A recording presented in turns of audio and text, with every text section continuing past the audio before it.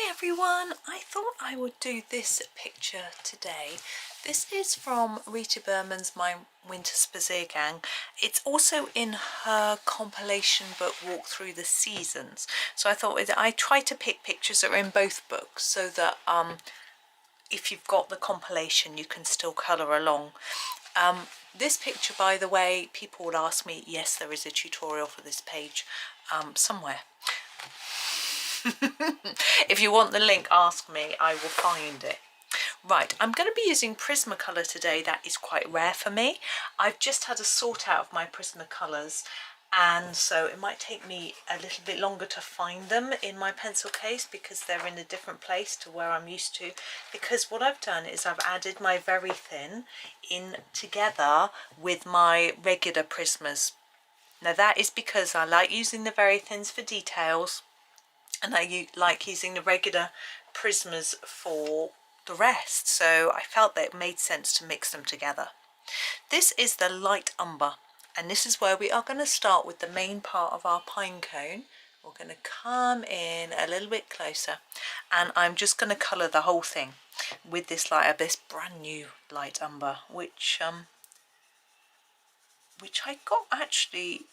I ordered it to have in my stocking for Christmas, and then I thought I would need it beforehand, so I didn't. But I never ended up using it anyway, but it doesn't matter.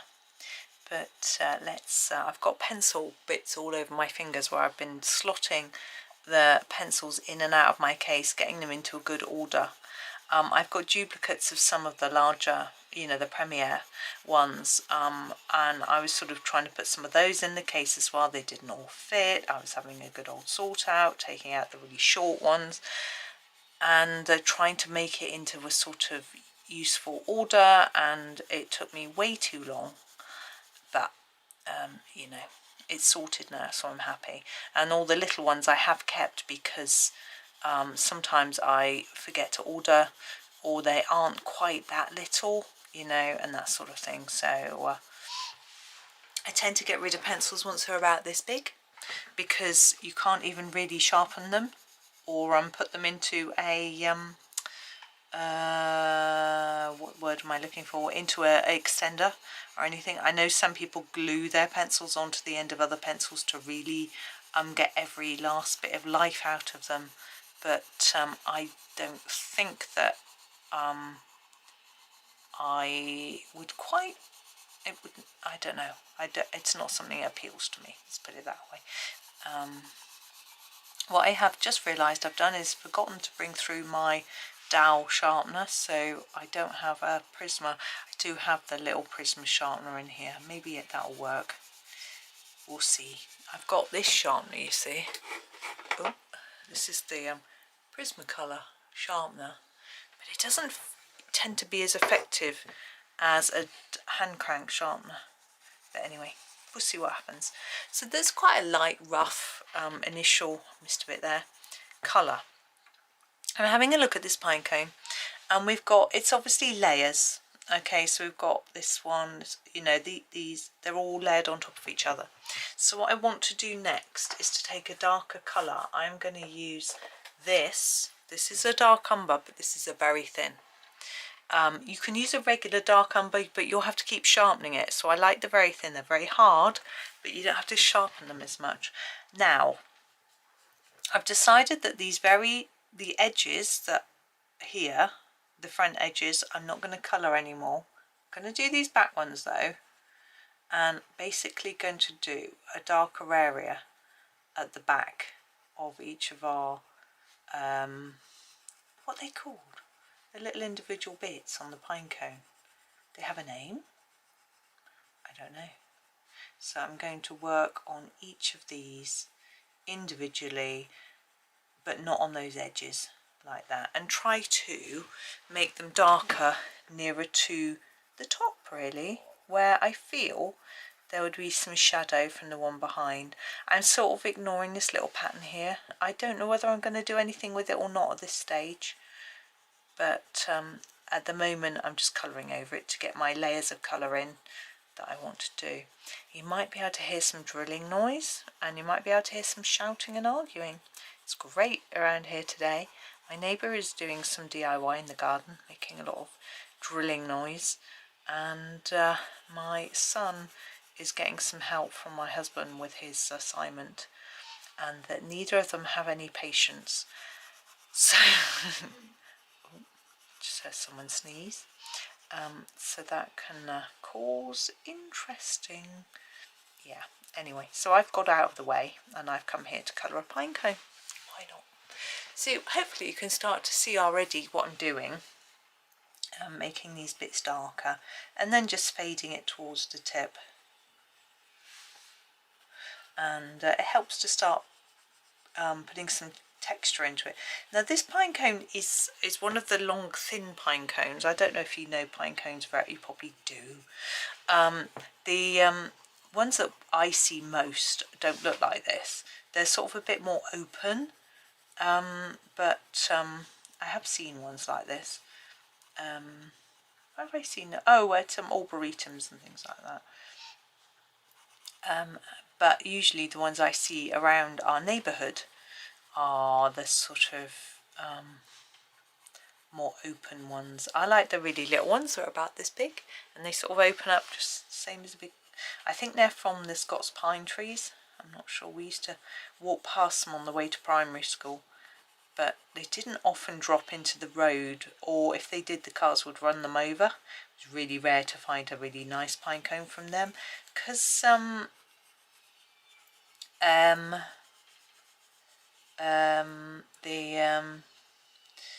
the trees weren't that close to the road, so we'd drop into the grounds where they were. I think they're in the grounds, so I think it was either an old people's home or just a huge house, one or the other. But I'm not sure. But very, very pretty trees. I have to say my favourite trees are actually cedar trees. I just love the sort of way they layer themselves. Just looks so pretty, and they're quite rare. I don't know if they're rare as in extinct rare, but around here you don't really see them, but they are huge, so you wouldn't want to just plop one in your little garden. You know, the roots would just knock your house down. Around here we have a lot of willows actually. Along the river there are willows, which apparently there's a natural thing to have willows along the river, and ash trees as well. We've got quite a lot of them, sycamore, although the ashes are dying. Ash dieback, they've got a some sort of disease. Not all of them have got it, but that's what you tend to see around here. Sometimes beech as well. There's a beautiful beech woodland on the drive to my parents. It's just gorgeous. Beech trees the leaves just go such a beautiful brown colour in the autumn, but in the spring the green is just shiny and just lovely. They are just such lovely trees. We used to actually have a beech bush, like a little mini beech trees and a bush along the end of the garden when I was growing up. Well, not immediately, but I remember my neighbour planted a line of Leylandii trees along the back fence, and at the time people liked them. Now they don't.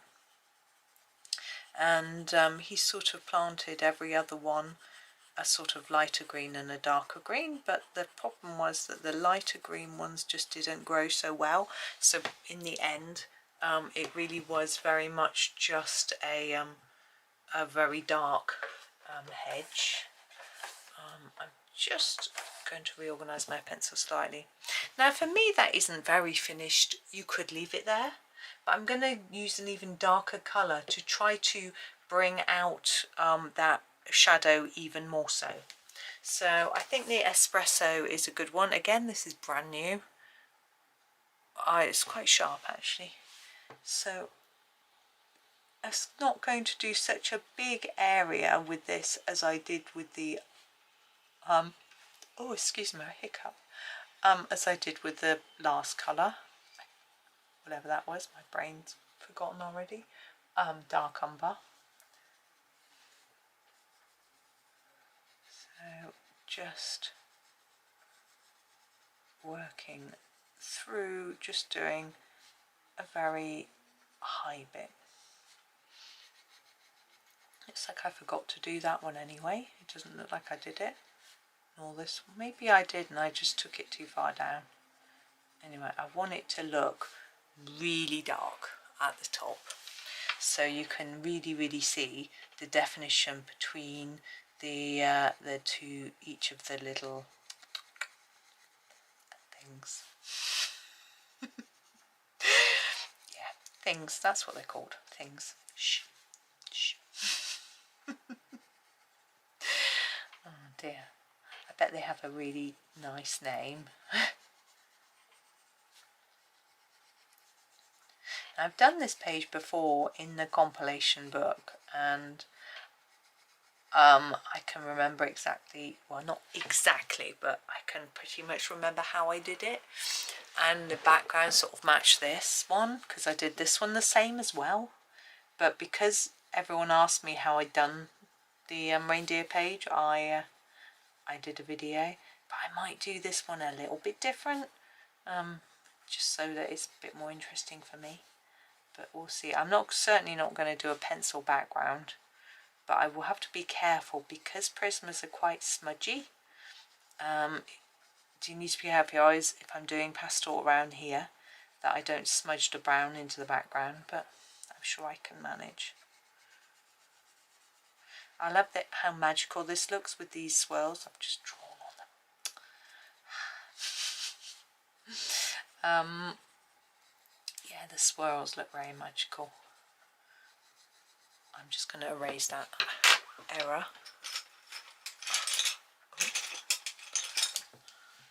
It's very faint. Don't make the mistake I did then. It was fine. I was lucky. When you're about to erase something, always check that your eraser is clean. I didn't check. I could have ended up spreading like red or something all over the page. You know, erasers do tend to deposit whatever's on them onto your page, so just be a little bit careful. I'm sure you know this anyway, it's pretty basic stuff, but just in case.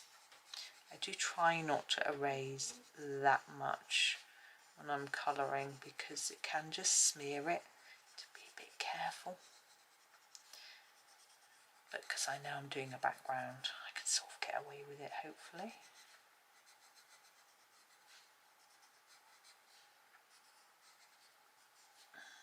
There we go. I think we're sort of there.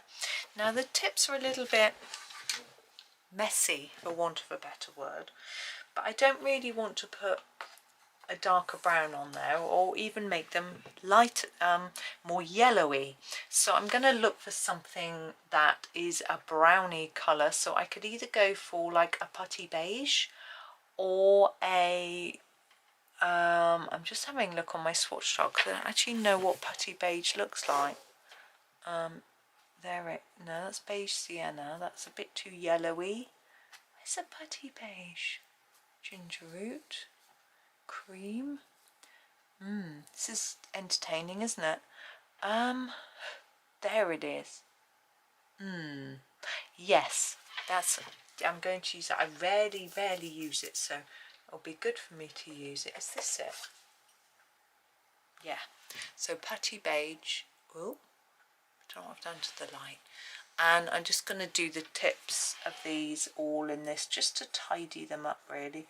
It might lighten them a bit, and I'm actually going over the bit on the front that I said I wasn't going to colour before because I just want to make it nice and light.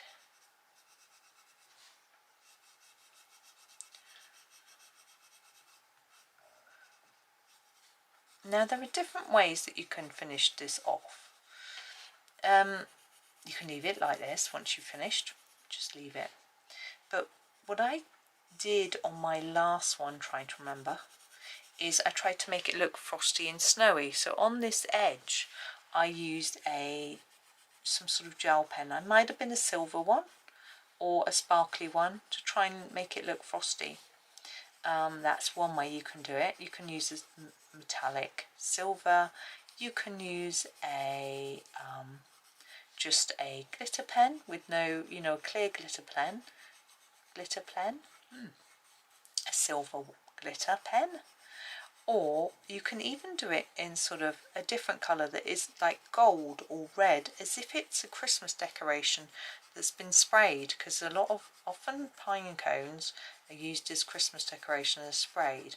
Now I'm not thinking that this is a Christmas decoration, partly because, you know, well, a bit after Christmas when this video goes out, as I might not really be thinking about Christmas decorations, but also it looks to me like it's supposed to be in its natural environment. We've got snow, we've got sort of some sort of swirly wind, I don't know, something, and it's got its sort of leaf, it's still on a leaf, so I'm thinking we're more outside.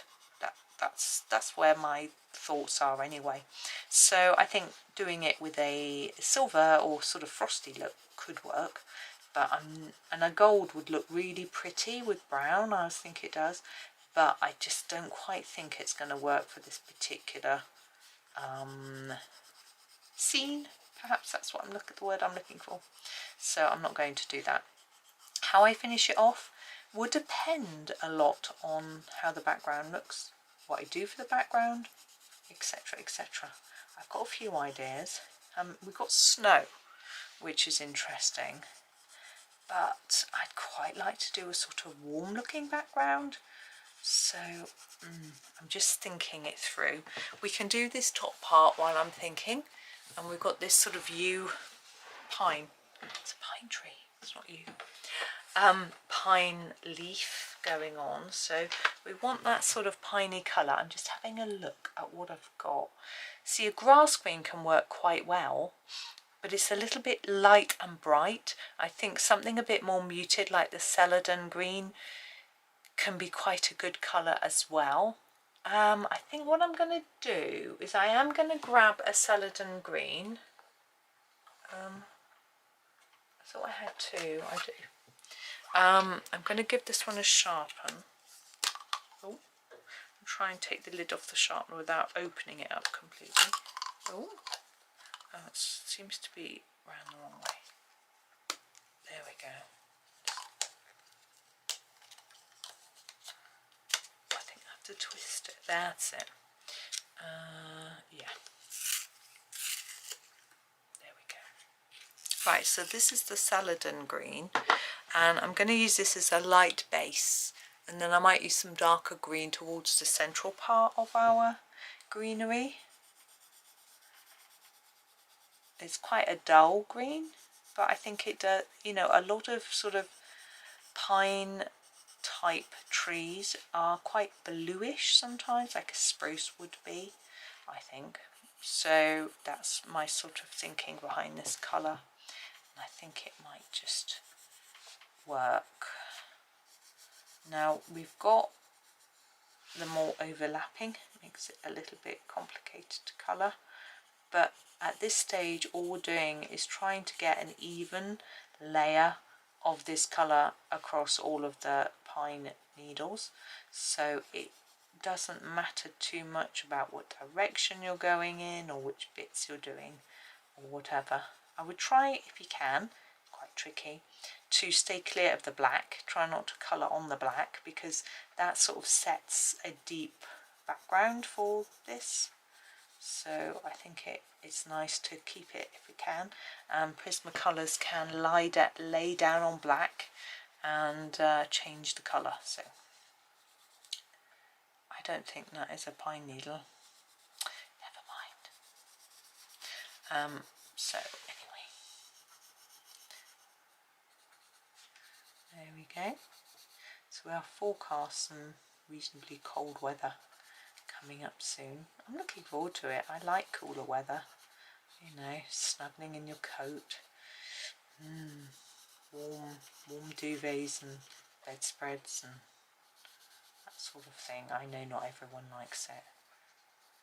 It's not for everyone, is it? But we're lucky we can afford to put our heating on, can snuggle up. It's nice. We also don't have to go out. I don't anyway. Well, occasionally I do, to be honest. Actually, I do have to go out at times, but not always. I can usually choose what time I go out, which helps, so you can wait till it gets a bit warmer, that sort of thing. But I do like it a bit cooler. They used to say that the frosts would kill the colds, you know, that are going around, you know, that the germs wouldn't survive, but I think that's not true. I think it's actually the opposite is true, that they used to, because they reckoned that when we had when COVID was first around, the theory was that when the weather got cold it would die off because it couldn't survive in the cold, but that's not true. It carried on through the summer, and actually it seems like the case is that I've just realised how messy that corner is. I think I've got brown pencil on my hand. I've smudged it up there or something, or maybe it's come across from the other page. It doesn't matter though, because I'm going to be doing a background. I think that the reason we get iller in the winter is probably that our immune systems are a little bit lower. This is my theory, that in the summer we get vitamin D from the sun. In the winter, even if we expose ourselves to the sun, we can't get vitamin D. In the UK, the angle of the sun is wrong. It doesn't produce the right type of rays, UV rays, to allow us to make vitamin D between April and March, and this is why these days doctors are telling us to take a vitamin D supplement. Also, if you don't go out in the sun in the summer, that might be because you work nights, or you're housebound, you don't go out, or you put on lots and lots of sunblock, or you cover up with clothing, you know, or if your skin isn't pale, then you don't absorb the sun in the same sort of way. All of these things, and then you're supposed to take vitamin D tablets, you know, supplements, and that's supposed to help fend off colds and flu and other things as well. It helps boost your immune system. And interestingly, gosh, I should touch wood saying this, my son, who hates taking his supplements, who often forgets them, has had a really nasty cold, which has lasted for over 2 weeks. My other son, who always takes his supplements, he's just caught it, and it seems to have only lasted. He seems to already be getting better very quickly, and me and my husband haven't had it. I always take my supplements. My husband doesn't always.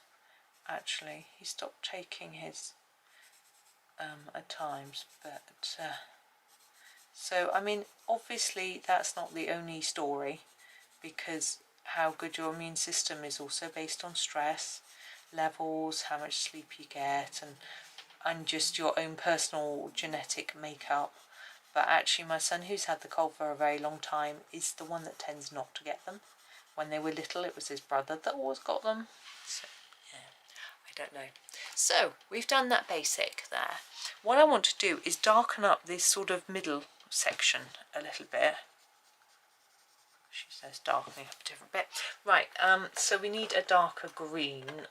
Let me have a little look at what we've got. I'm just going to examine my swatch chart. I'm thinking maybe the... I think...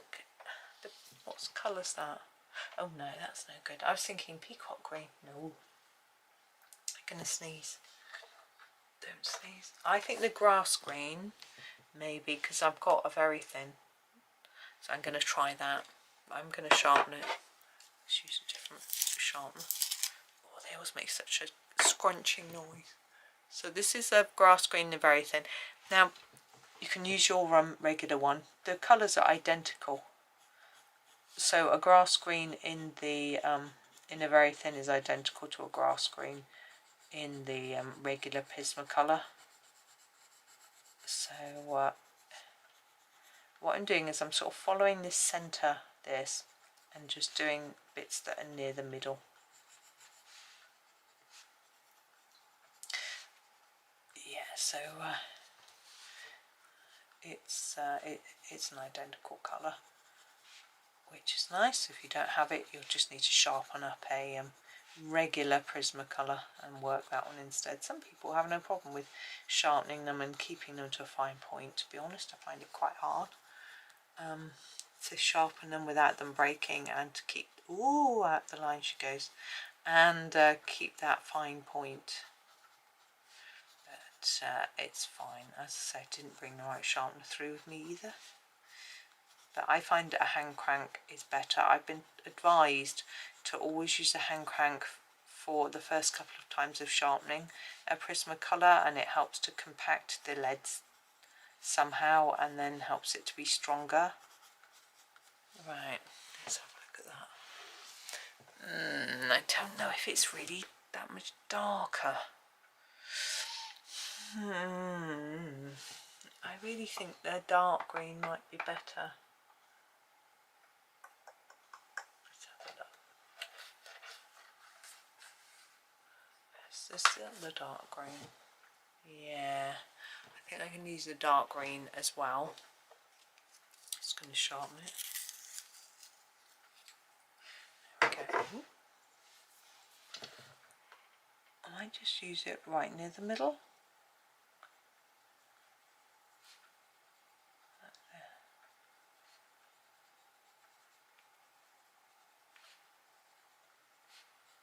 There we go.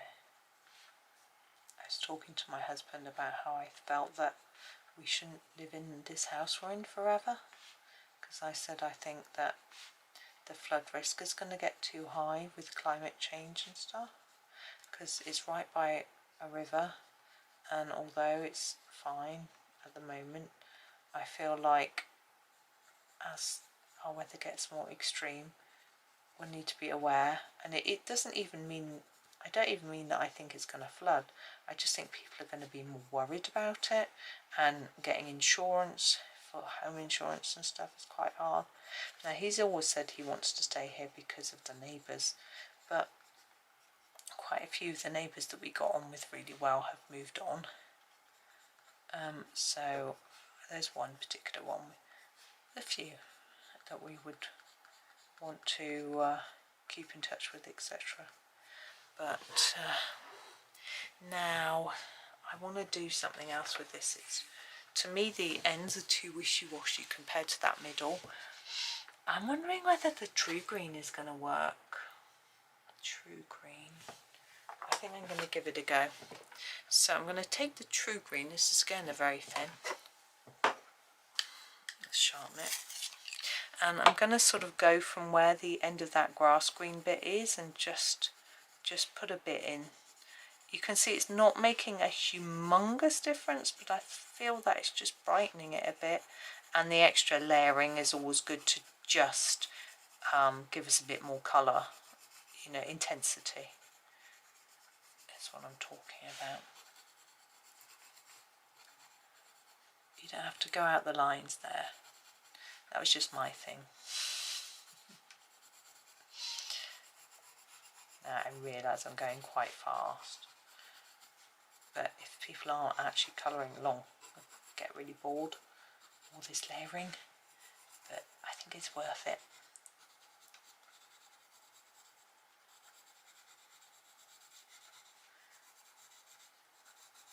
It feels like our Christmas has been quite stretched out this year. But although it almost feels like it's over already. And by the time this video goes out, it certainly will do.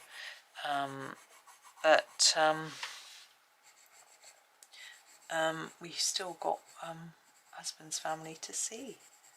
I've just realised that I haven't got a piece of paper behind this page. It's really bad of me.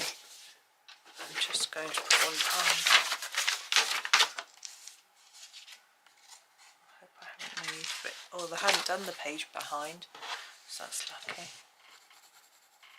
Now, where had I got to? I was going up this way, wasn't I? Yeah, we haven't seen them yet, so but we're only allowed to go and see them if none of us are unwell. So we'll have to, because father-in-law's companion has got pneumonia, so she doesn't want to catch a cold or flu or anything like that. So I've just got to hope that the boys are fully recovered and that we don't get anything, because even if one of us is ill, the others might be carrying something, so I don't want to see any of us if any of us are unwell. So I've got to stay well. So obviously we want to see them. Right, I think that's better. I'm just going to tidy up that bit. Right. The next step for me is to do some work on the background with my soft pastels. Now I've got this sort of idea. I saw this picture, actually it was this picture, and the background was done in like a golden yellow sun coming through, and I thought it was gorgeous.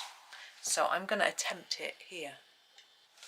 I know we've got snow, but it can be sunny when you've had snow. I just think it'll work. So I'm going to give it a go. So I'm going to get a little cloth to apply some pastel. Hang on, bear with me, got to find one. Some really dirty blue ones, which aren't really going to work very well for yellowy sun. So let's have a look in our pastel set. Whoops. So the Mungyo soft pastels, and see what colours we've got. Oh.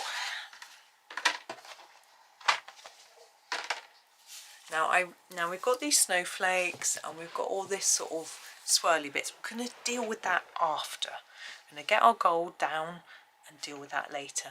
So we have got these sorts of yellows here. We've also got these brights here. I think I want to start with this yellow here.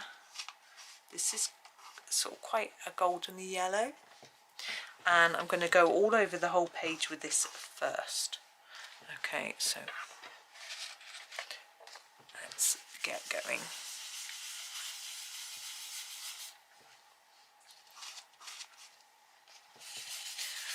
Let's see how I go with it. Now I'm a bit worried about when I do this bit, it's going to smudge the green into it. So I'm going to leave that until later. I'm going to do the sort of outside bits first. I mean, obviously I can change the bit of cotton pad that I'm using if it gets green or brown, but it's easier to just do a big area first. Get this edge done. Now this is, I'm going to layer up my pastels, so there will be different layers of colour. So I don't need this to be completely even at this stage because there will be other colours added in later. So I'm not going to worry too much. Now if you want to do like a sunbeams or something like that, you can do that. I've got a stencil actually with sunbeams on, which I've used once. Not quite my thing, but the edges of the stencil have clouds on and they're really good. But I don't want to do that either today. It's not what I'm thinking of doing today. Now you may notice that I'm holding the Pinecone. If you haven't seen me doing pastels before, I'll explain that is because if you get fingerprints in your pastels, it leaves a strange mark. Can you see here, this corner? It's a bit darker. It's because there's a fingerprint under there. I'm going to ignore it at the moment. Sometimes you have to erase it and do it again because it just looks a little bit weird. But because I've got lots of layers of colours to go, it might just be fine. So I'm just going to go with it at the minute and see how it pans out. Quite a big area of background in this picture. I wouldn't really want to do it in pencil. It would be quite arm-aching, wouldn't it? But that's okay. I'm going to come up to the edge of our Pinecone now. I don't need to go exactly to the edge because I've got a different idea for the centre bit, but I still want this sort of base colour sort of around it if I can. I find that applying pastels really makes my shoulder ache. If you get painful shoulder, take a little break, come back to it after because you don't want to be damaging yourself.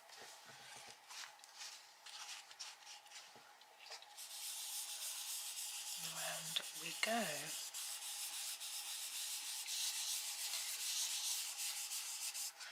Now within this bit we need some behind.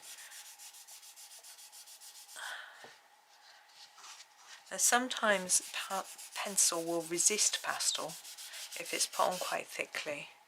I don't think this is, but it's okay because this is quite a light colour.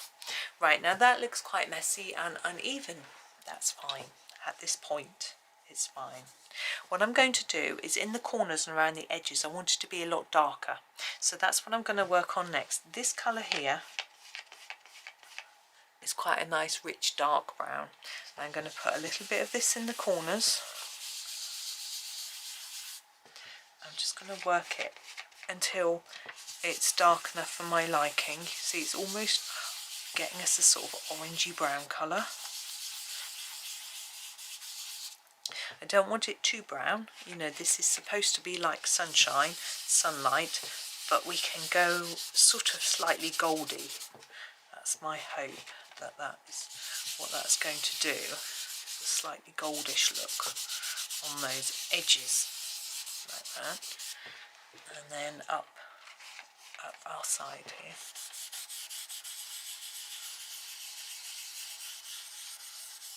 Now I do a series of little circling movements to try to get it reasonably even along and sort of scumble it in a bit towards the middle.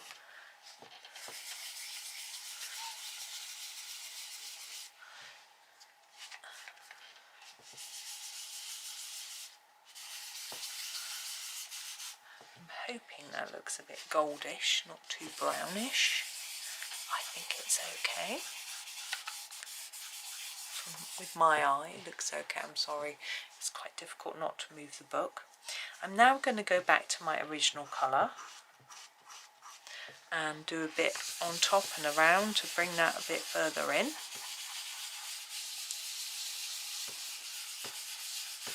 And at this point I want to try and not even it out, but make sure I haven't got any sort of white gaps type thing. Just on these corners and edges though, not right in the middle. We're dealing with that a little bit later.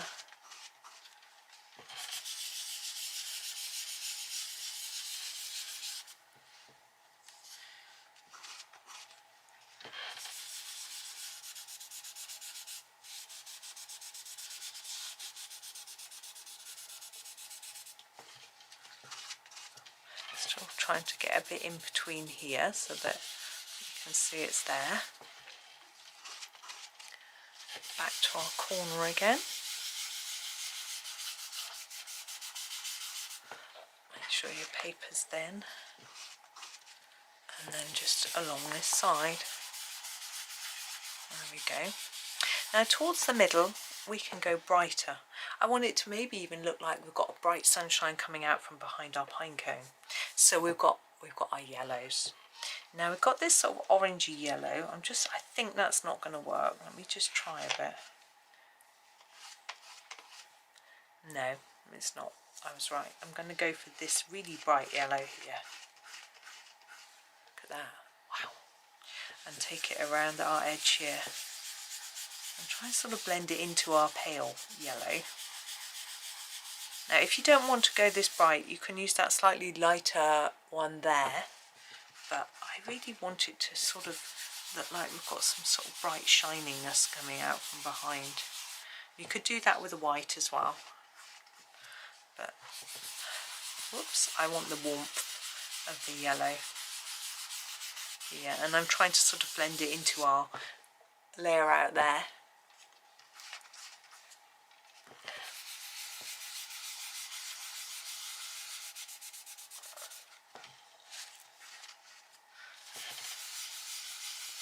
And just work all through. Again, I'm putting a little bit behind here.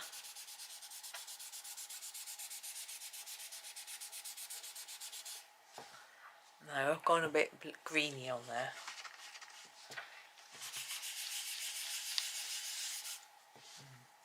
I'm going to get a clean bit.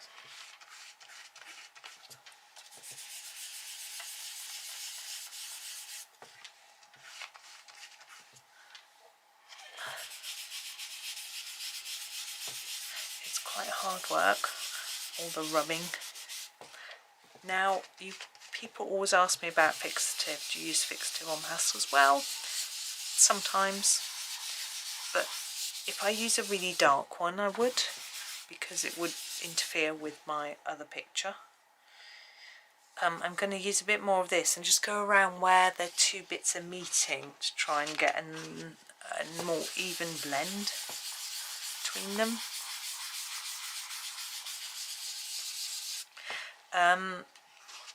Yeah, so if I was using like black pastel, I would definitely use a fixative. But a light colour like this, I probably wouldn't bother. The reason, well, several reasons. Firstly, the fixative smells really bad, and so I can't use it in the house, and it's winter. So it's actually raining, or it was, I can't leave it outside to sort of get rid of the smell, because the weather isn't going to allow me to do that. Right, we'll try and get around that edge a bit. There we go. Now I feel, now I've done that central part, the edges aren't quite dark enough in places. I'm going to get, and let me just try to keep thinking about the impression I'm trying to give, but I'm actually going to get a dark brown and just put a little bit here. I think it'll contrast well with the Pinecone. So there's that. So the smell is a big issue. It can also sometimes make the pages of the book curl up as well. But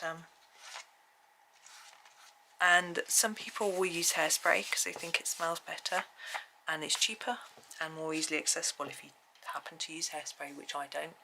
But I wouldn't recommend hairspray because I have been told that it can go brown over time, and that's risky. You don't want your picture to be ruined. Right, I'm going to leave that there and get, now I feel that I have to use gold for my snowflakes and my everything really, because I've got this yellowy background. That's what I want to do.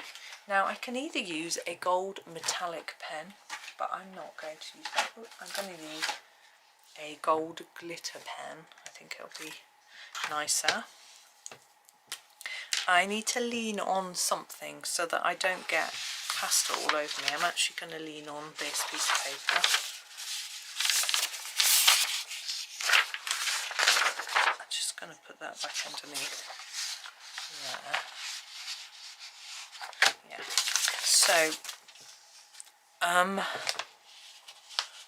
going to try just going over the edge of this with this, but I don't think that's going to show up well enough. I think, no, I'm wrong. It needs to be metallic. Glitter pen, the gel isn't thick enough. I'm going to use the gold metallic pen instead. Sorry to mess you about. You can go over the top. So we'll move it out from under my elbow. So I think this shows up much, much better.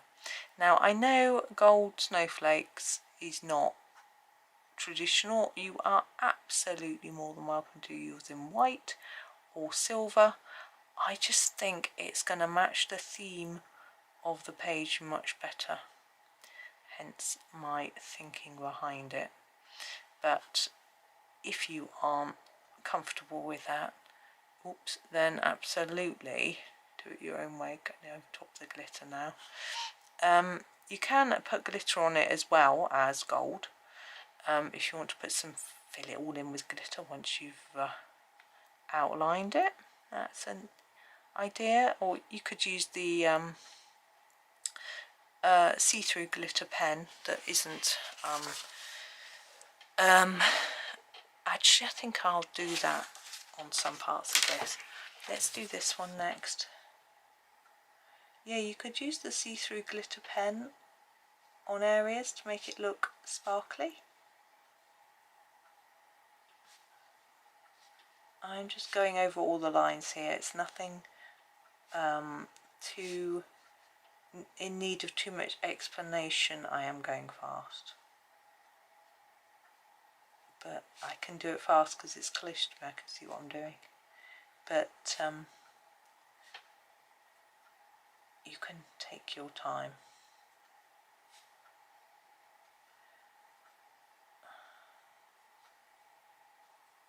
I thought this was going to be 2 videos. It's ended up being pretty quick. Fit it into one. I'm going to do this snowflake next.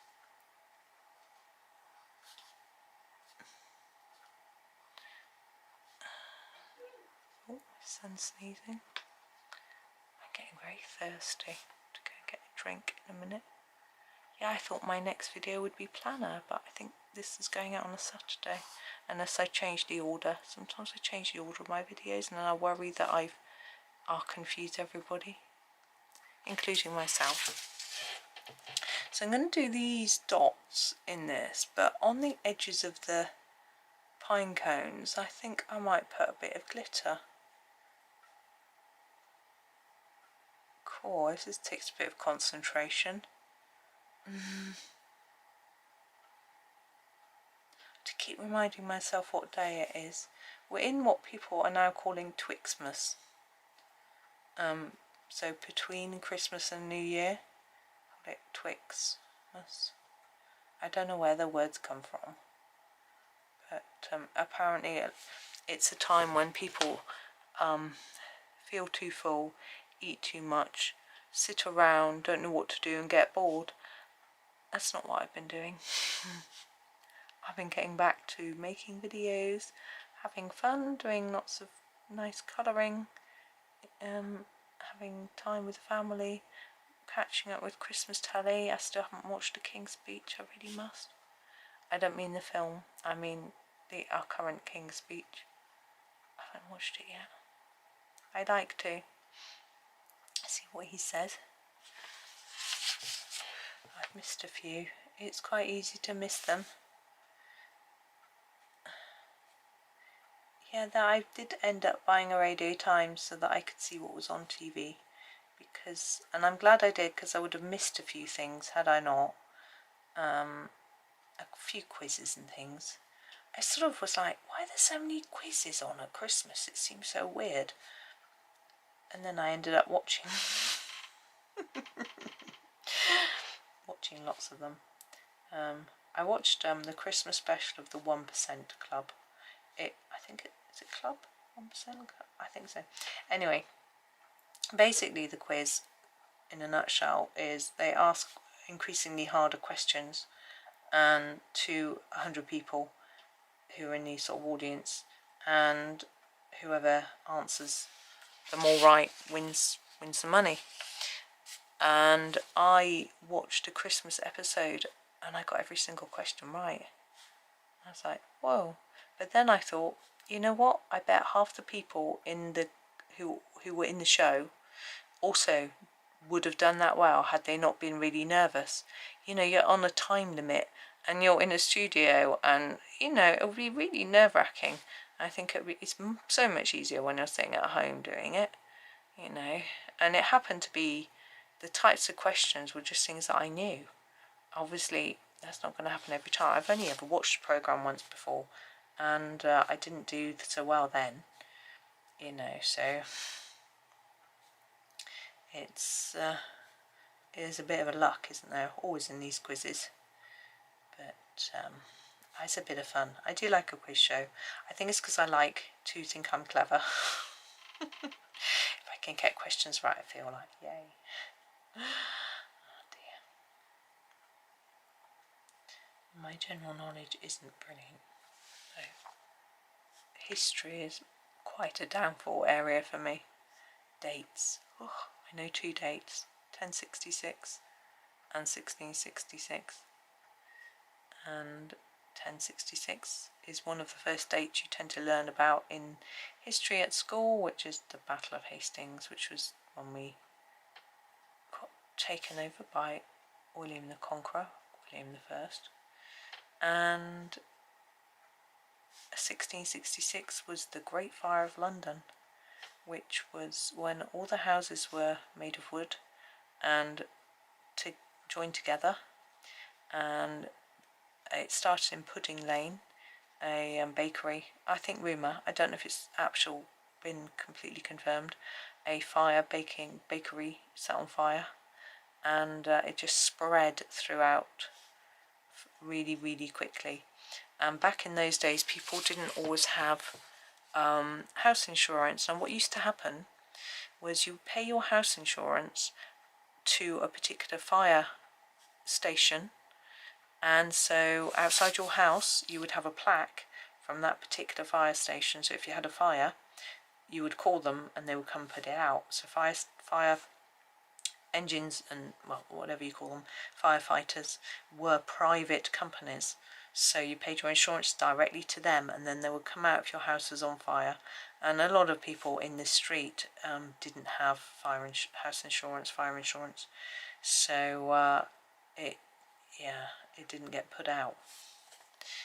And there was a lot of big rebuilding after that in London, which much improved it, so I gather.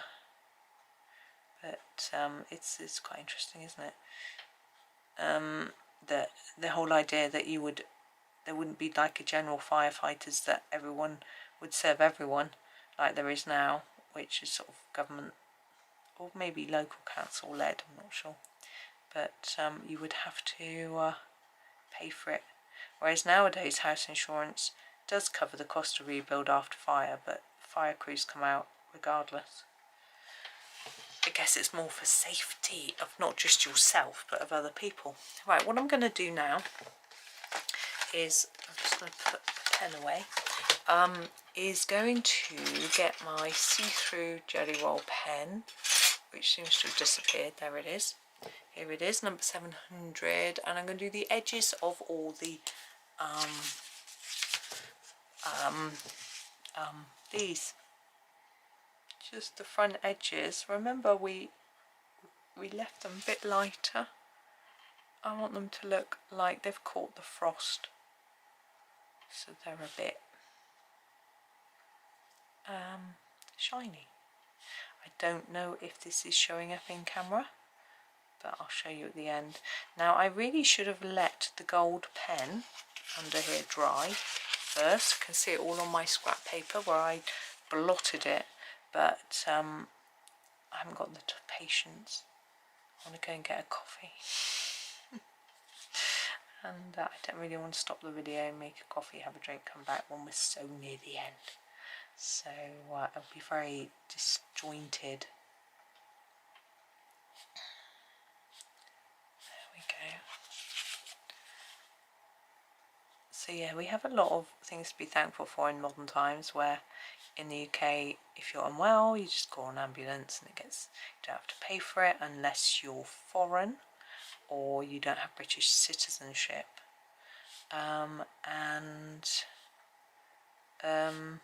So most people are fine. Although someone was telling me they went to A&E with their mother on Christmas Eve. She didn't say what was wrong with her. I didn't ask because she didn't volunteer the information. They had a 15-hour wait. I mean, last time I went with my son, we had a 3-hour wait until we saw a doctor, and then we had to wait another few hours before anything was done. But, you know, I just figure the thing is, they triage you and they treat the most urgent cases first. And if you've got a longer wait, surely that's a good sign that you aren't that ill. So that's how I think of it anyway. I think you've got to try and stay positive, and you know, we know that resources are stretched. We know we need to invest more. So it's just how, really. Our government promised that they wouldn't put taxes up. They didn't, and so they can't afford it. Right, here is the, turn it to the camera, you can see the shine. Now, I'm never sure whether I should be putting it on this bit as well, but that would be so complicated to try and go around the edge of every single one of those. So I think I'm just going to leave it on our cone and sort of ignore the rest. Let me just tip it up so you can see the edge properly, because obviously it's got a bit of a darker edge there. So there is the finished thing. Actually, I could have split this into 2 videos, couldn't I? But never mind, it is done now and I've enjoyed it. I hope you have too. It came out actually very different to my last one, so that's rather good, I think. Thank you so much for watching. I hope you enjoy the rest of your day, and happy colouring.